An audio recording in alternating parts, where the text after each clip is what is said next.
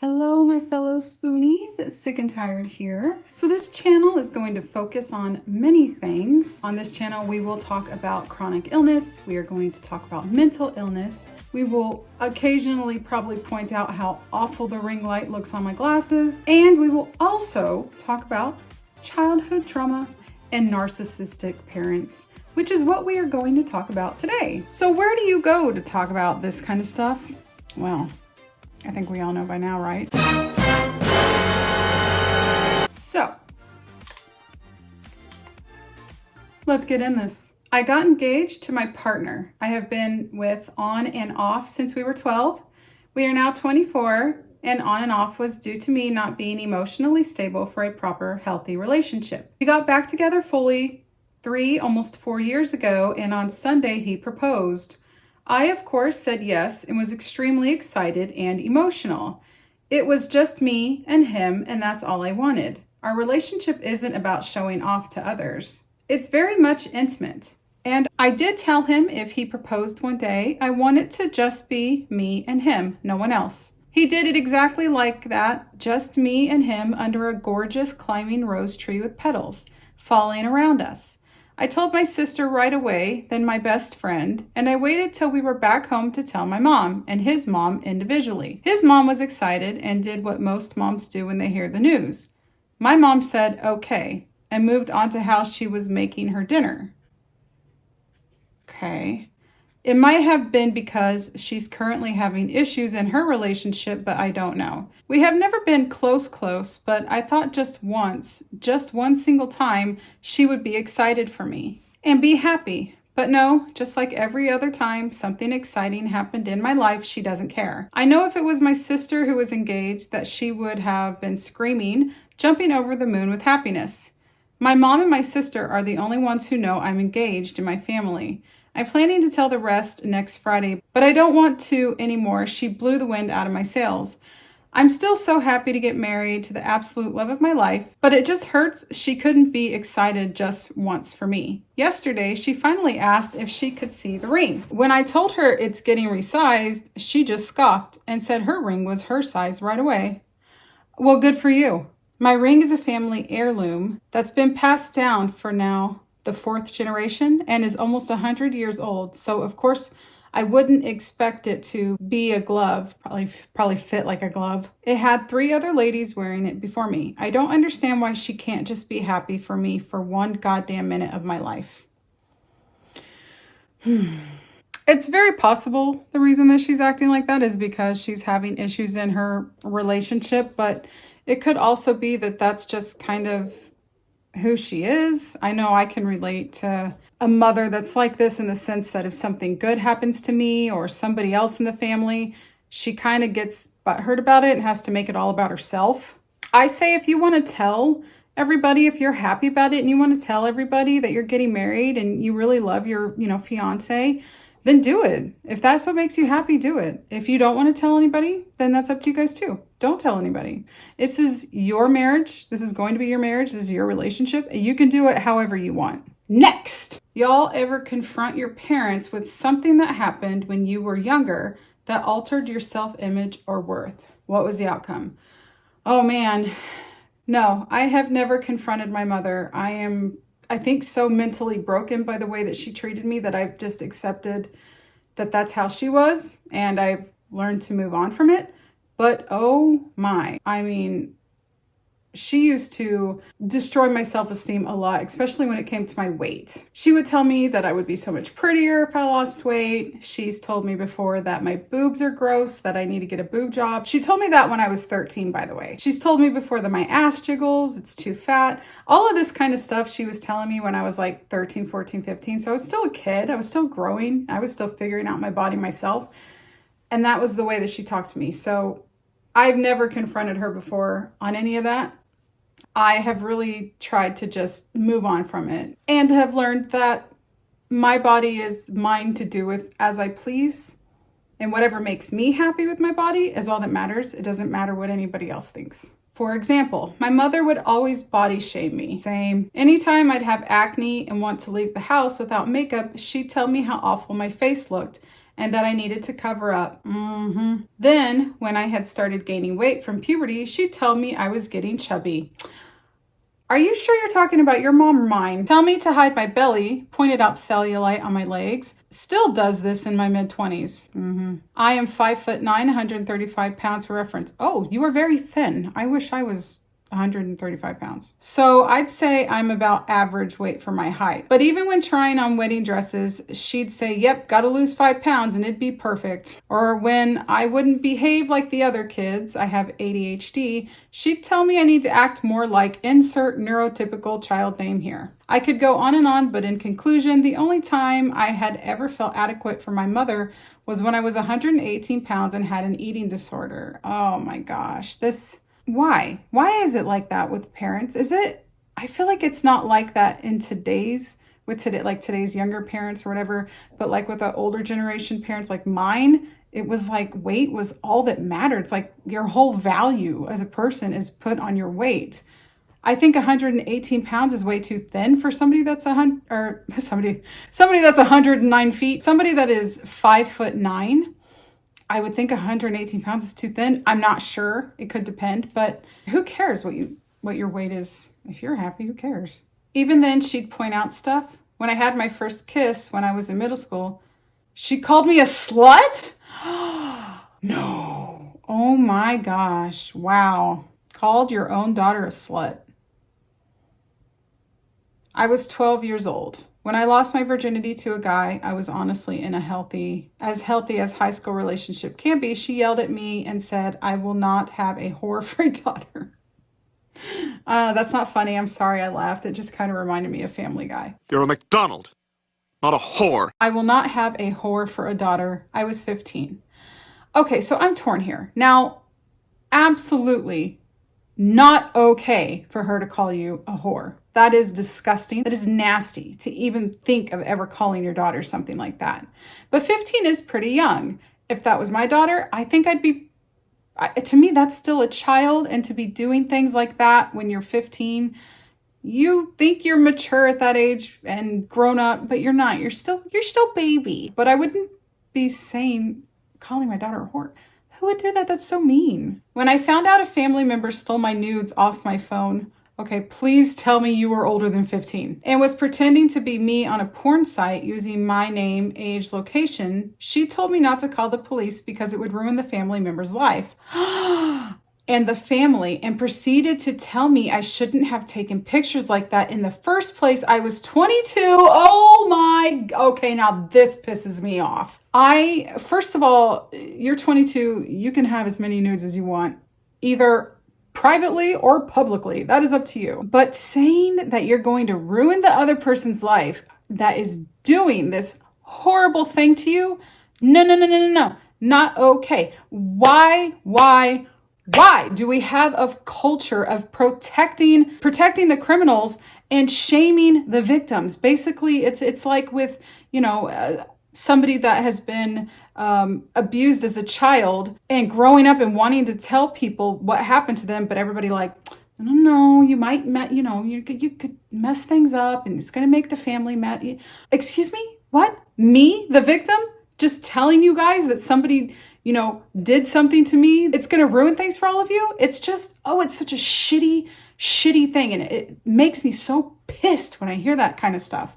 I have actually personally gone through that. This family member still stalks me to this day.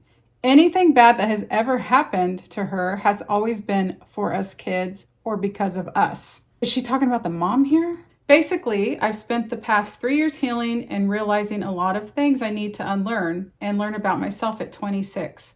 If anyone has still read this far, thank you. Lastly, if any of you have ever confronted your parents on the way you were raised, impacting your self-worth, what was the outcome? Did it help or was it pointless? Well, first of all, I just want to say good luck to discovering who you truly are. It's a very long and I don't want to say difficult road, but it can be in the sense of just really trying to find who you are. And there's going to be things that are going to happen in your life that's going to change you.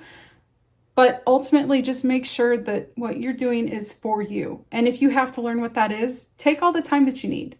Second, is it worth confronting your parents, people are going to have mixed opinions on that. I personally feel like no, it wouldn't. And that's because I know my mom. Your mom might be a different type of narcissist. My mom is the type that would never admit she's wrong, will always think the way that she thinks and the things that she does is the right way and everybody else is wrong. She's also super hypersensitive. If you ever try to talk to her about something that you feel she's done wrong, my mom will scream, she'll cry, she'll throw things. She just flips out. So to me, it's not even worth it. But it's really up to you. If you think you're going to get something out of confronting your mother with it, then I say you should. If you feel like it's going to be futile, then I say maybe cut your losses and just move forward with your life. I haven't been saying who the poster is, so I'll add that in later. But this one is from Calm End 7596.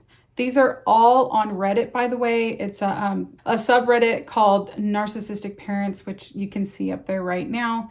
And it's a great place to go to not feel quite so alone. And you can just read other stories, and you might even be shocked by some of the stories. I know I am. And my mom's insane. Why only me? Is this a mental illness? I am one of 5 kids, and I think my mom abused only me. If this is a mental illness, why would I be the only one who experienced narcissistic abuse? This is the abuse I remember as a child. Called me a little bitch when I was a child. Yeah, my mom has called me a bitch too. She called me a little bitch, a little spoiled bitch, because I guess I was mad I had to do the dishes. But whether or not I was being a brat, you don't call your daughter a bitch. You just don't do that. What is wrong with you? Forced me out of the car and drove away, sometimes with my younger siblings. Hit my face, pulled my hair, laughed about how my ponytail was easier to pull. Put me to bed at or by 7 p.m. every night with a hook and key on the door to lock me in. A potty in the room? Oh, I don't think that's narcissism. That is straight up child abuse. Grabbed my vagina from behind and then laughed at my shocked reaction. Oh yeah, this is abuse. This is absolutely abuse. Came into my bedroom in the middle of the night and emptied all the dressers. Told my dad I told her to fuck off when he got home from work, whereas I had not, but was a teenager and absolutely cleared this was a trumped up lie. The abuse I endured as an adult. Told me to leave my husband while telling my husband to leave me. Ugh. During my divorce, told me, oh, so they did get divorced. Oh, well, now I want to know why. Maybe, I hope it wasn't because of the mom, but I could understand. During my divorce, told me, you won't care if you lose your children because you'll be getting fucked. I am so confused. There needs to be more context to this. What is happening here? Told me, you're just waiting for us to die so you can get your inheritance. Told me I was disinherited and disowned because I wanted to date after my divorce. When I was single, told me multiple times that I was a lesbian and grabbed my breast while saying it. It's not true. Asked to move in with her and then got mad at me when I went with realtors to shop for my own place, started crying and said, you look just like your dad and now he's gone. I'm afraid you will leave me too. I feel like there's a lot missing from this post. Like there's a lot of story here that they probably just didn't put in because it would take a long time. It would be a really, really long post, but I feel like we're missing some context here. But then a few weeks later told me I should move out, offered me money. I wasn't ready and didn't want a mortgage, so I refused. She called my brother and told him she's just greedy for more of my money and she probably won't even cry at my funeral. Your mom is a very, very disturbed person, very, very, definitely got some mental health issues. This is pretty deep and she needs help. That's the bottom line here. My brother repeated to me, you probably wouldn't even cry at mom's funeral. I mean, why would you? Good luck, girlie. Godspeed. Oh my gosh. Guys, I saved and am I the asshole?